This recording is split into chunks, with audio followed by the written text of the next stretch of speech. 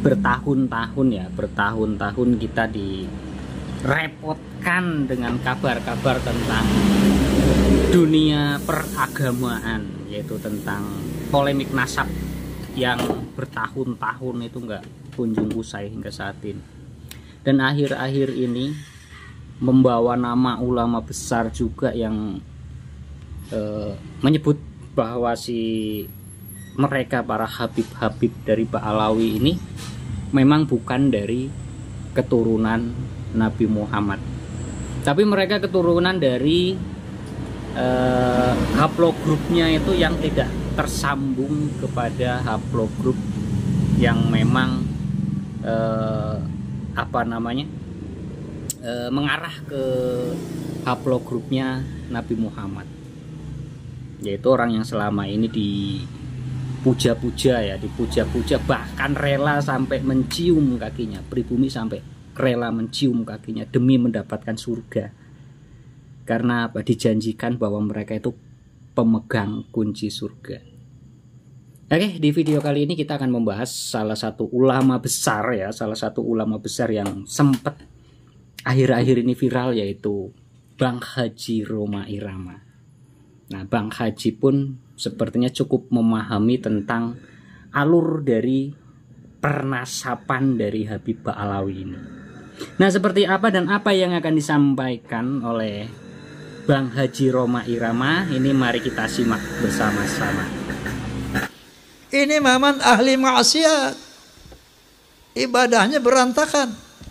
Datanglah ini Habib, ngasih surat, ditaruh di lehernya di belakang mayit itu.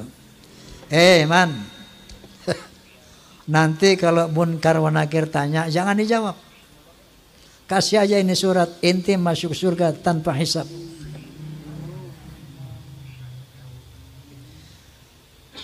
Banyak lagi cerita seperti itu. Leluhur mereka semuanya wali, bisa nurunkin emas dari langit. Yaman itu negeri paling miskin di Timur Tengah. Bagaimana kita percaya dia bisa nurunin emas dari langit? Masya Allah, ini goya nopo.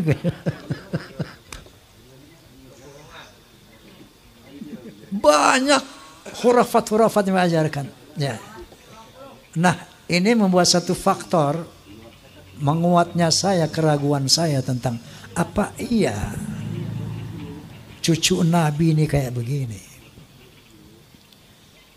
Muncullah baru tesis Kiai Haji Imaduddin Utsman Al-Bantani. Muncul beliau? Gus Abbas Cirebon Buntet. Saya enggak mengerti ilmu nasab, tapi saya tidak bodoh-bodoh amat untuk meneliti apa yang diuraikan oleh Kiai Haji Imaduddin Utsman.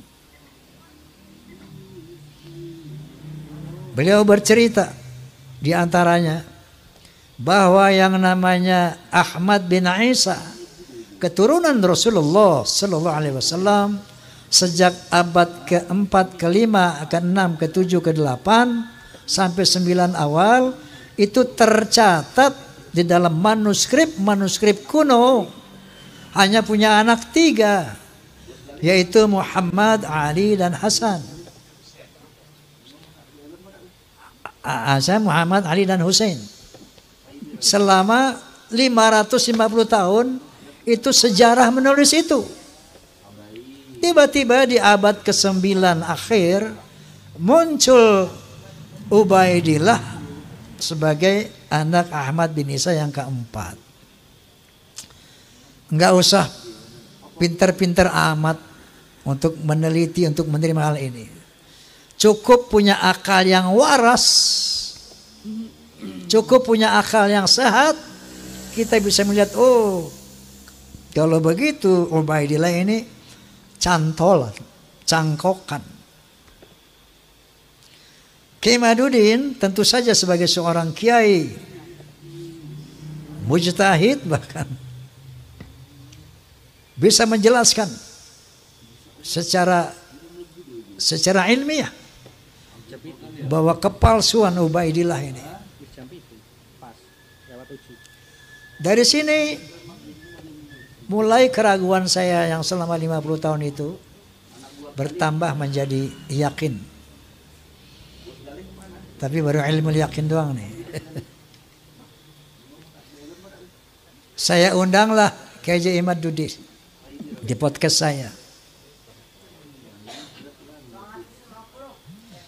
Kemudian dalam rangka, karena saya saat itu sebagai penengah ingin mencari siapa sih yang benar ini, apakah Ba'alawi, apakah Kiai Imad.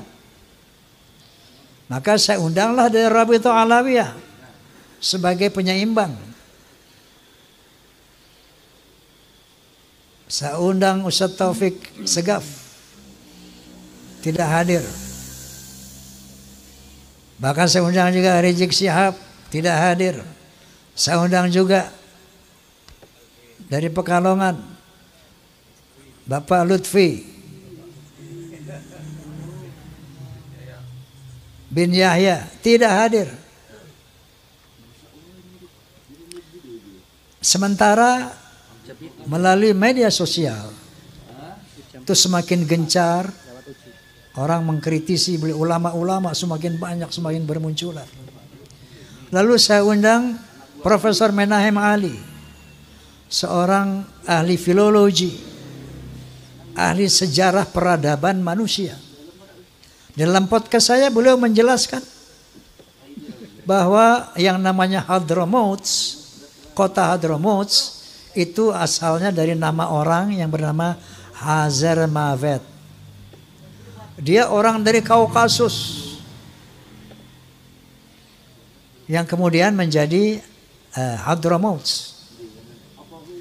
Jadi menurut penelitian secara filologi, orang Yaman ini bukan orang Arab, tapi orang Kaukasus. Berarti mustahil sebagai keturunan Nabi Sallallahu Alaihi Wasallam menurut Profesor Menahem Ali. Kemudian saya undang lagi Dr. Sugeng Sugiharto dari BRIN. Beliau ahli ahli DNA itu, ahli genetika. Bercerita panjang lebar secara ilmiah, maka bertemulah istilah haplogrup J1 dan haplogrup G. Mereka menjelaskan, beliau menjelaskan panjang lebar bla bla bla bla bla, bahwa subhanallah, subhanallah, subhanallah, ternyata Allah telah mempersiapkan segala sesuatunya, termasuk menjaga kesucian keturunan para nabi. Ternyata DNA-nya itu sudah ditanamkan di dalam setiap manusia. Secara ilmu genetika, haplogrup Nabi SAW adalah J1. Haplogrupnya Ba'alawi, menurut kalau Anda klik di internet familytreedna.com, familytreedna.com, klik saja, tang, akan keluar nanti ada 180 orang Ba'alawi, sebagian dari Indonesia, itu dari Yaman, sebagian kecil dari Indonesia, itu haplogrupnya adalah G, Yahudi Askenazi.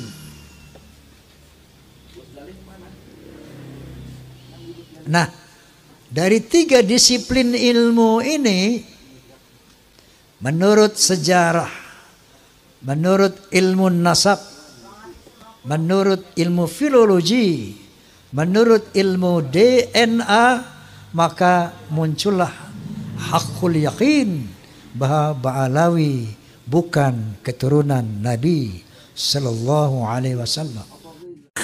Nah itu ya sedikit menjadi pelajaran buat kita agar kita itu bisa memahami sebenarnya tuh apa sih dan siapa sih mereka yang mengaku sebagai orang yang paling mulia, yang mengaku sebagai keturunan dari Rasul. Nah itu kebetulan Bang Haji Roma Irama dan Gus Abbas Buntet satu panggung.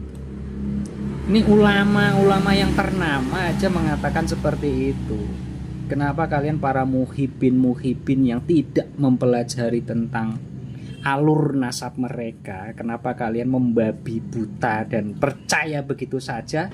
Ketika ada yang ingin mencerahkan, malah kalian anggap sebagai orang pembegal nasab. Sedangkan para muhibin yang sudah lama dari zaman dahulu, yang sudah puluhan tahun aja kini sudah banyak yang tersadar. Malah yang baru-baru ikut-ikutan dan susah untuk diingatkan. Oke, apa pelajaran yang kita dapat dari video ini? Silahkan tulis di kolom komentar.